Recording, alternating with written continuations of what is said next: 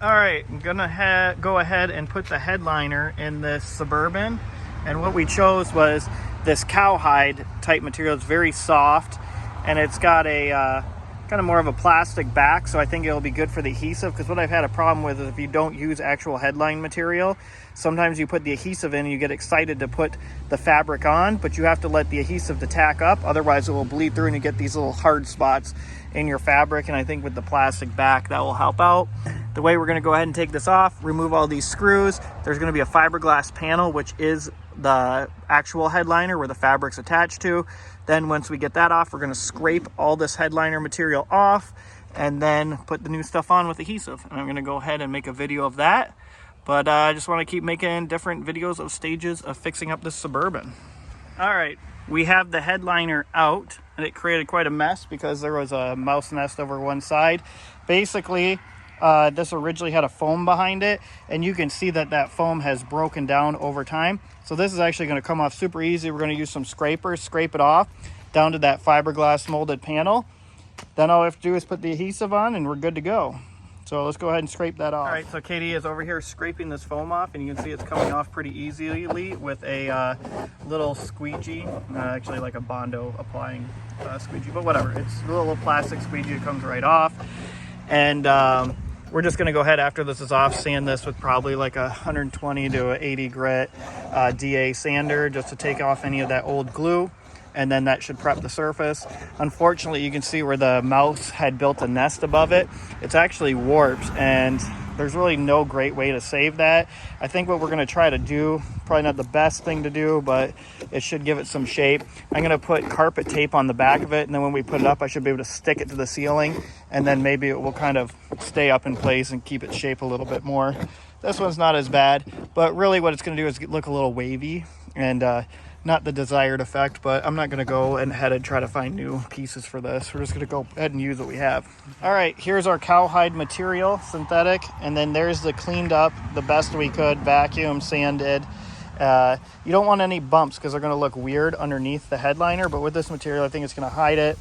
And with the damage from the mice on the other piece here, you can see how concave that is, and you can see the mice prints from where they peed and stuff on top here. So we're going to do the other one first that's better shape, and then we're going to try to clean this one up and make the most of it. All right, we just put the headliner adhesive onto this top here, and actually I thought it was fiberglass, but it's more cardboard than fiberglass. Some of them are a fiberglass backed liner, but you want to make sure you get the headliner adhesive. I've made the mistake in the past when restoring cars where I just bought the regular 3M or general purpose adhesive, and it looks the same, smells the same, but it doesn't have the high temperature factor. And if you get that hot day, 100 degrees, you're going to find your headliner sitting on your seat because everything just got too hot and re-liquefied. So don't make that mistake and get the high temp headliner.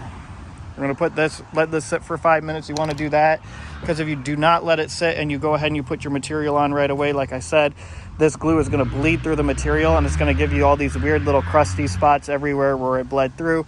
So what you want to do is you want to get to the point where it's not completely liquid and it's more tacky to your finger touch. It takes about 5 minutes. So we're just going to go mix a drink and let that happen, and then go ahead and put it on. Okay, have the headliner on, and you can see that it's got good adhesion right there. It's going to take a while to cure all the way, but it's been on there for about half hour, and it's got a nice, if you could feel this, it's very soft. It's actually a pretty cool material. A little disappointing that both headliners, you can't really see it here, but they kind of go warping up and down just because of the mice that had got on top of them.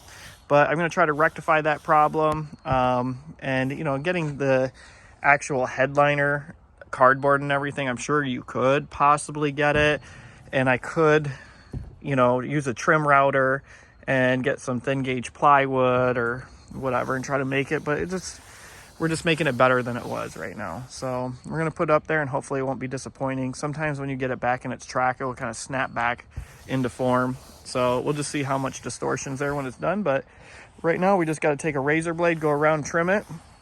Once it's all trimmed up, bolt it back in, and we'll have our cowhide headliner. All right, the front side turned out pretty nice so far.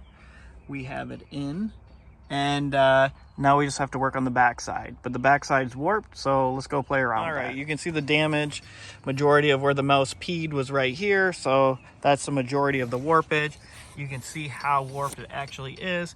And to rectify some of that problem, I've tried to do ribbing in the back. Really, this needs a replacement, but we're just doing this quickly to clean up the car and make it better. So we put some carpet tape on the back, and what we're gonna do is once the headliner's in, that double face carpet tape should be able to push up against the contour of the vehicle, and the contour of the vehicle and the headliner seem pretty close.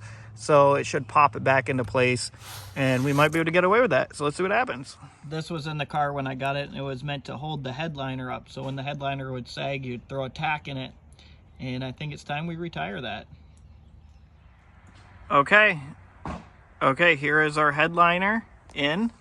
Not perfect, but actually turned out really nice, and the tape trick did work. So it held it up long enough. I don't know if it will reform or not, but you can see that, you know, the headliner does have a little bit of distortion to it, but all in all, not bad.